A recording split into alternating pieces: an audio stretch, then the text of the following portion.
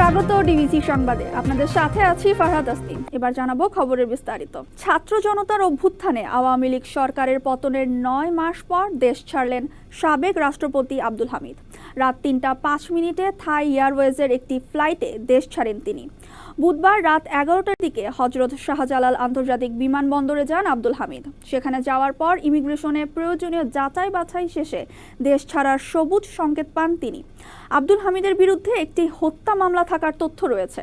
গত ১৪ জানুয়ারি কিশোরগঞ্জ সদর থানায় তার বিরুদ্ধে এই মামলাটি দায়ের হয়। মামলাটিতে সাবেক প্রধানমন্ত্রী শেখ হাসিনা, শেখ রেহানা, সজীব ওয়াজেদ জয়, সাইমা ওয়াজেদ পুতুল, ওবায়দুল কাদেরের নামও রয়েছে। জুলাই গণহত্যার বিচার না হলে ফ্যাসিবাদ ভয়ঙ্কর রূপে ফিরে আসবে বলে মন্তব্য করেছেন জামায়াতে ইসলামের আমির ডাক্তার শফিকুর রহমান। বলেন, জামায়াতে ইসলামী বিগত দিনে যেভাবে অত্যাচারের শিকার হয়েছে সেভাবে আর কোনো দল হয়নি। ভোরে রাজধানীর আজিমপুর কবরস্থানে ব্যারিস্টার আব্দুর রাজ্জাকের কবর জিয়ারত শেষে সাংবাদিকদের তিনি এসব কথা বলেন। জামায়াতের আমির বলেন, জুলাই আন্দোলনের সময় সব অপকর্মের ন্যায় বিচার না পেলে ফ্যাসিবাদী শাসন আমলের জুলুমের অবসান হবে না। জুলুমের পক্ষ হয়ে জালিমের বিরুদ্ধে লড়ার বাস্তব প্রতীক ছিলেন ব্যারিস্টার আব্দুর রাজ্জাক। মন্তব্য করে ডাক্তার শফিকুর রহমান বলেন, দেশে এখনো ন্যায় বিচার প্রতিষ্ঠিত হয়নি।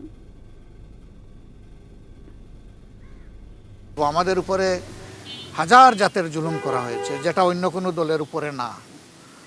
সবার লোক মারা গেছে, কিন্তু আমাদের লোককে দফায় দফায় ফাঁসি দেওয়া হয়েছে। ২৪-এর আন্দোলনে যারা শহীদ হলো, যারা পঙ্গু আহত হলো, যারা জীবনের তরে জিন্দা শহীদ হয়ে এখন বিছানায় পড়ে আছে, তারা যেন ন্যায় বিচারটা পায়।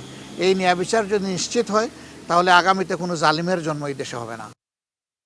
মাসের প্রথম রোববার ছাড়া মামলা হালনাগাদের আবেদন গ্রহণ করা হবে না বলে আইনজীবীদের সাফ জানিয়ে দিয়েছে আপিল বিভাগ। একই সঙ্গে মামলার বিচার প্রার্থীদের আপিল বিভাগের এক এজলাসে হাজির না করতে আইনজীবীদের নির্দেশও দেয় সর্বোচ্চ আদালত। সকালে প্রধান বিচারপতি ডক্টর সৈয়দ রেফাত আহমেদের নেতৃত্বে ৭ সদস্যের আপিল বেঞ্চ এসব সিদ্ধান্ত জানান। মামলার মেনশন স্লিপের দীর্ঘ প্রক্রিয়ার কারণে সর্বোচ্চ আদালতের গুরুত্বপূর্ণ সময় নষ্ট হয়, এমন মত দিয়ে এসব বিষয়ে আইনজীবীদের এই নির্দেশনা দেন আপিল বিভাগ।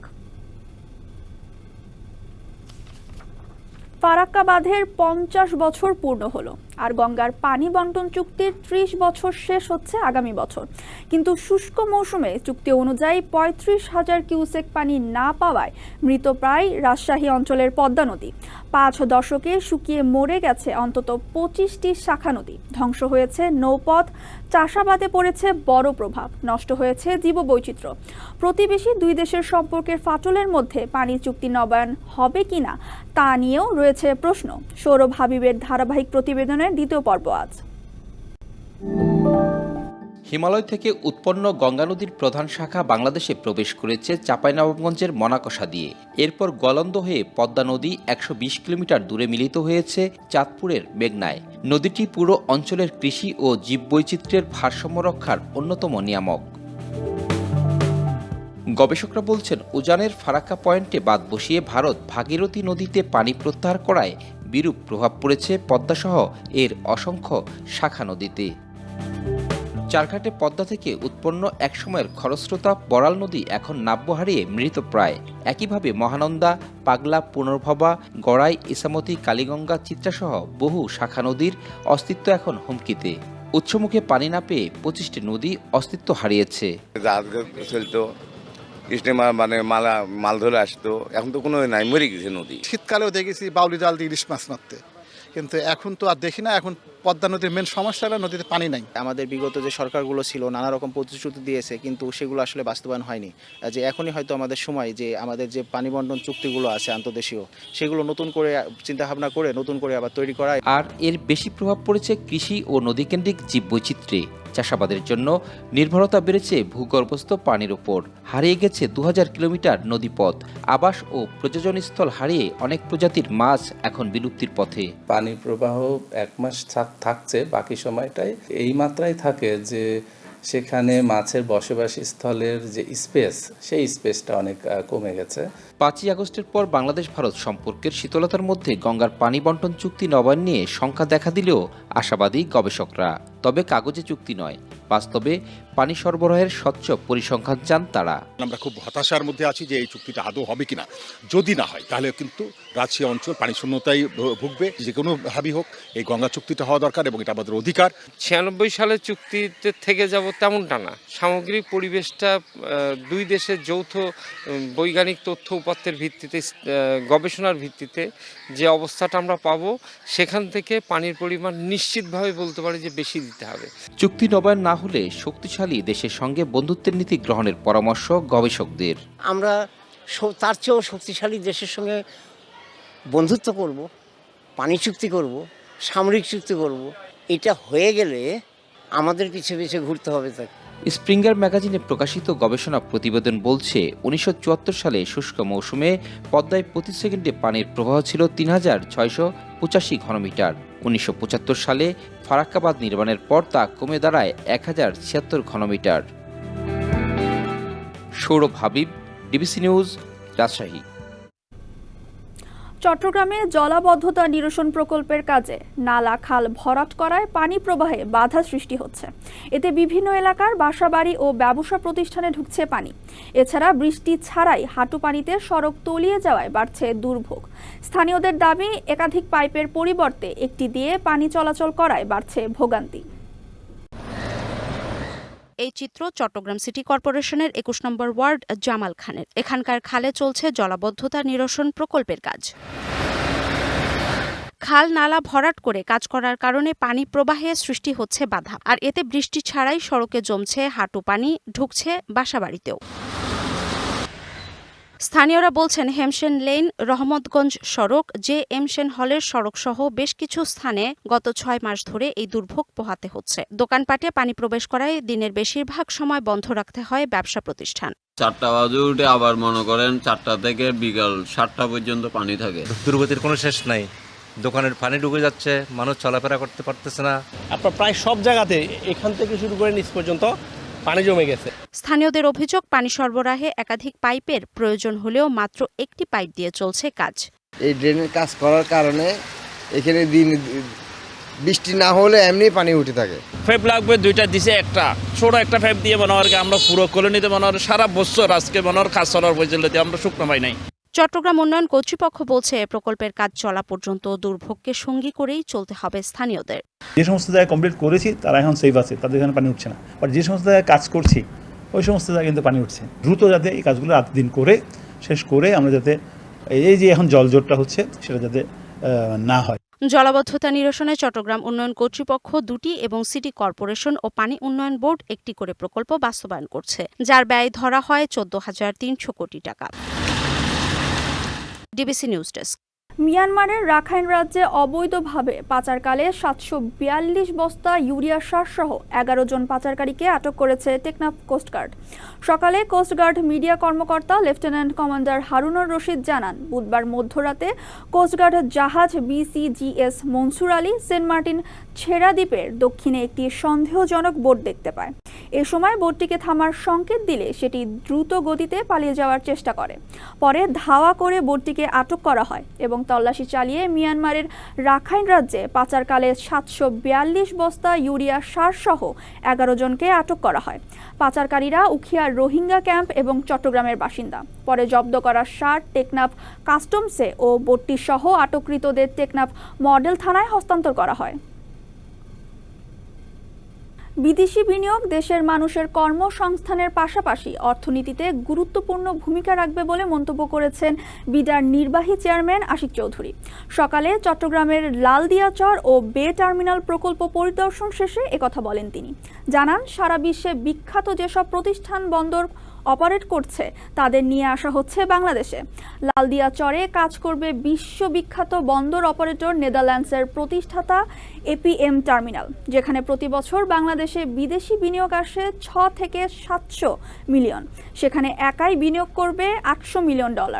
এছাড়া বাংলাদেশের ইতিহাসের সর্ববৃহৎ প্রকল্প বে টার্মিনাল নির্মাণে ইতোমধ্যে 8 থেকে 10 বিলিয়ন ডলারের বিনিয়োগে এগিয়ে এসেছে বিশ্বব্যাংক। দুবাইয়ের DP world, Singapore port authority PSA এ সময় অন্যান্যর মধ্যে প্রধান উপদেষ্টার প্রেস সচিব শফিকুল আলম উপস্থিত ছিলেন।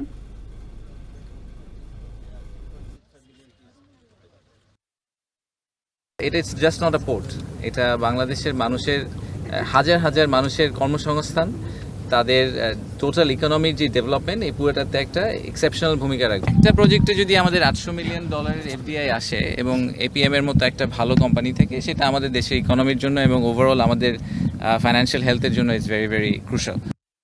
রবীন্দ্রনাথ ঠাকুরের 165তম জন্মদিন আজ।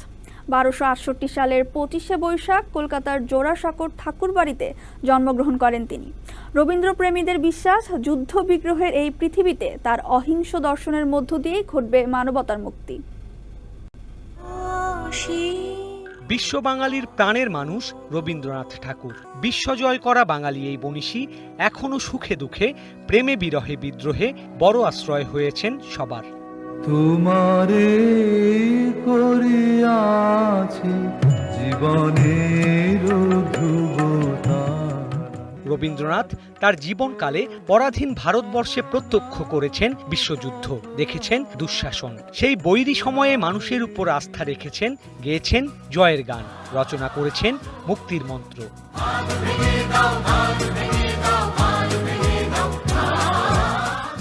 25শে বৈশাখ উপলক্ষে নানা আয়োজন গ্রহণ করেছে বাংলাদেশ শিল্পকলা একাডেমি, ছায়ানট সহ অন্যান্য সাংস্কৃতিক সংগঠনগুলো।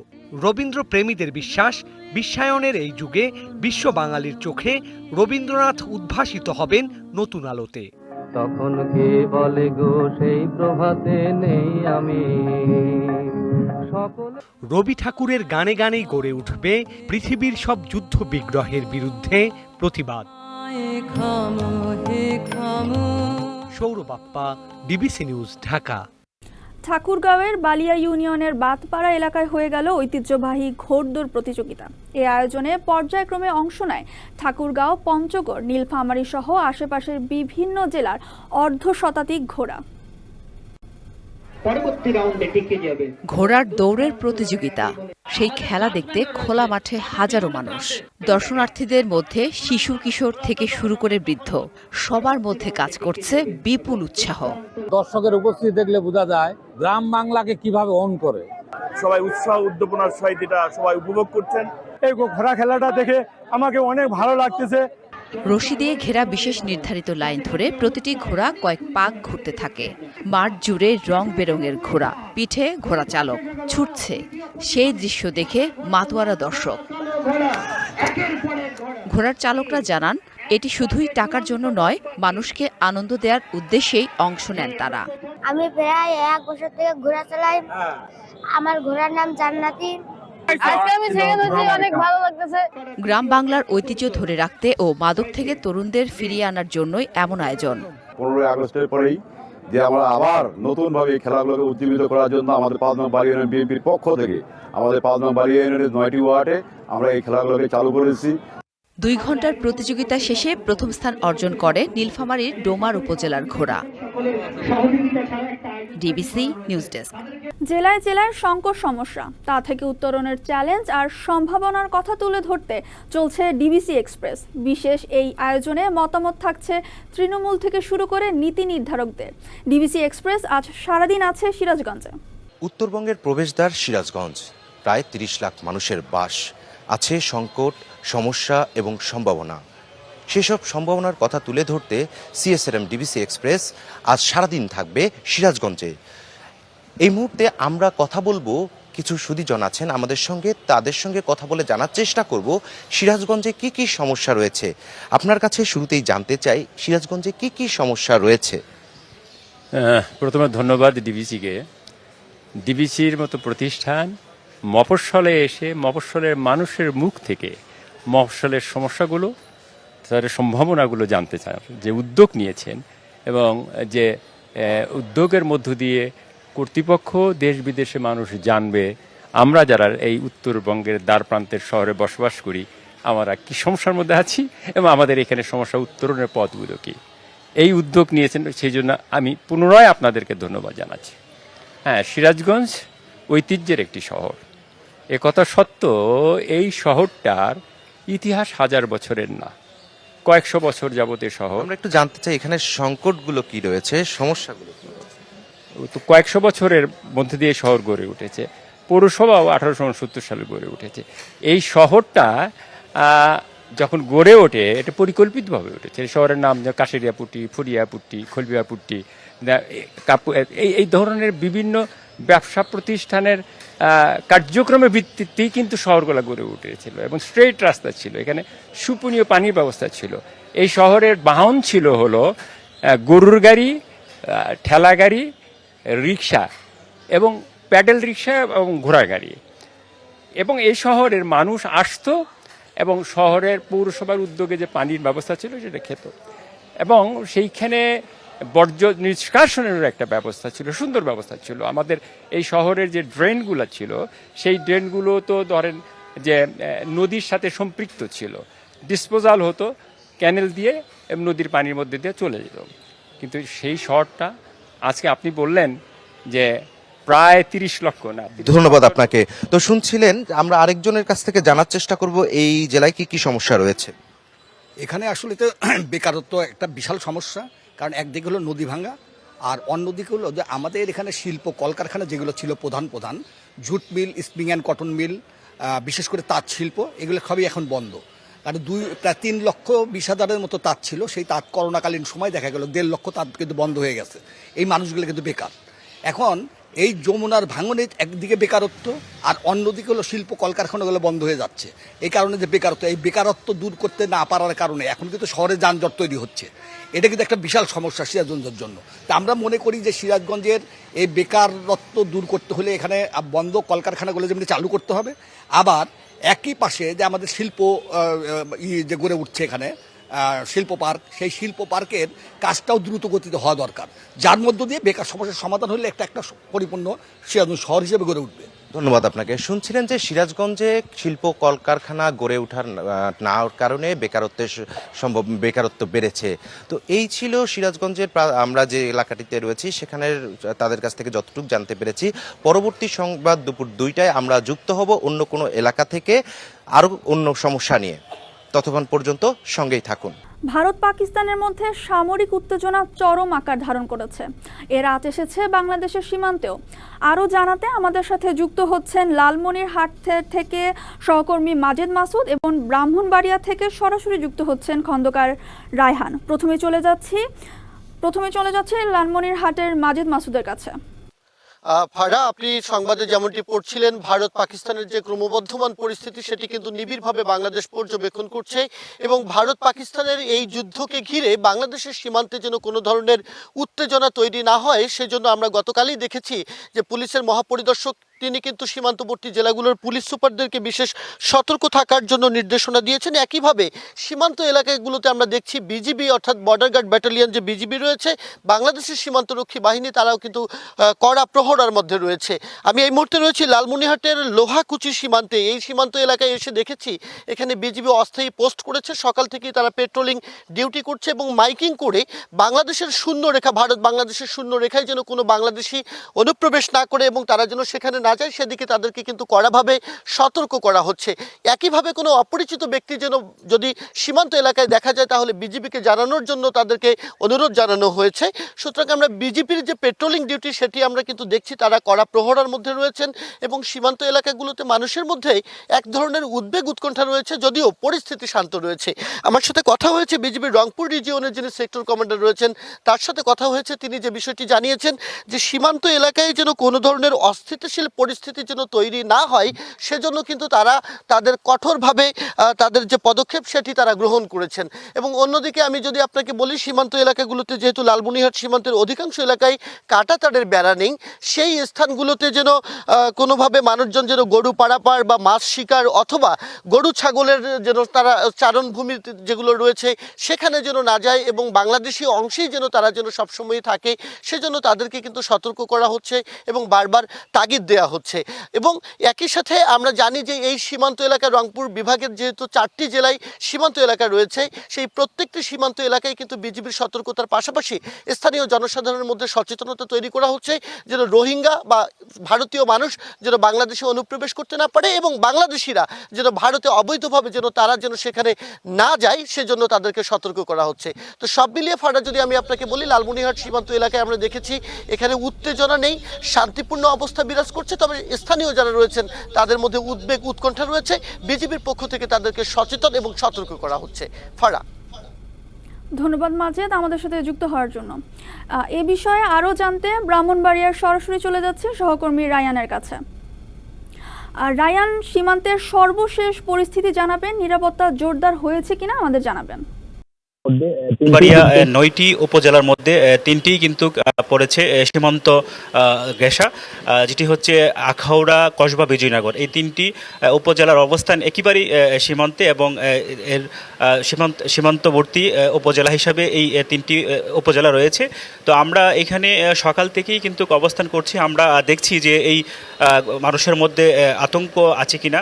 তবে আমরা এখানে স্থানীয় লোকজনের সঙ্গে কথা বলেছি, তারা জানিয়েছেন যদিও যুদ্ধ নিয়ে তাদের মধ্যে কোনো আতঙ্ক নেই, কিন্তু তাদের মধ্যে আতঙ্ক বিরাজ করছে যে বিষয়টি নিয়ে গত 2 মাসে কিন্তু বিএসএফের গুলিতে এখানে 3 জন বাংলাদেশি নাগরিক মৃত্যু হয়েছে, সেটি নিয়ে কিন্তু তাদের মধ্যে আতঙ্ক রয়েছে। এবং এই গত 2 মাসে কিন্তু বিজিবির গুলিতে 3 জন মারা যাওয়ার পাশাপাশি কিন্তু 2 জন আহত হয়েছেন। তো স্থানীয়দের সঙ্গে আমাদের কথা হয়েছে, তারা জানিয়েছেন যে তাদের আতঙ্ক শুধু এই বিষয়গুলো নিয়ে। এছাড়াও আমরা কথা বলছি সকাল থেকেই ব্রাহ্মণবাড়িয়া জেলা পুলিশের শীর্ষ কর্মকর্তা, এবং আপনি জানেন যে এখানে 2টি বিজিবির সেক্টর কাজ করে, একটি হচ্ছে 25 বিজিবি এবং একটি হচ্ছে 60 বিজিবি। এবং বিজিবির কর্মকর্তাদের সঙ্গে আমার কথা হয়েছে, তারাও বলছেন যে যাতে করে মানুষের মধ্যে আতঙ্ক বিরাজ না করে এবং অনুপ্রবেশ না হয়, সেজন্য কিন্তু এখানকার স্থানীয়দের সঙ্গে তারা কাজ করছেন। এবং সকাল থেকেই আমরা দেখছি যে বিজিবি এবং অন্যান্য যে আইনশৃঙ্খলা বাহিনী আছে সেটি কিন্তু সীমান্ত এলাকাতে টহল জোরদার করা হয়েছে। তো ফারা, এই ছিল সীমান্ত থেকে আমার কাছে সর্বশেষ পরিস্থিতি। ধন্যবাদ রায়ান আমাদের সাথে যুক্ত হওয়ার জন্য। ডিবিসি সংবাদে এই ছিল এখনকার মতো। ডিবিসি নিউজের সংবাদগুলো পড়তে ভিজিট করুন dbcnews.tv আর ভিজিট করুন ডিবিসির ফেসবুক পেজ এবং ইউটিউব চ্যানেল। সঙ্গেই থাকুন।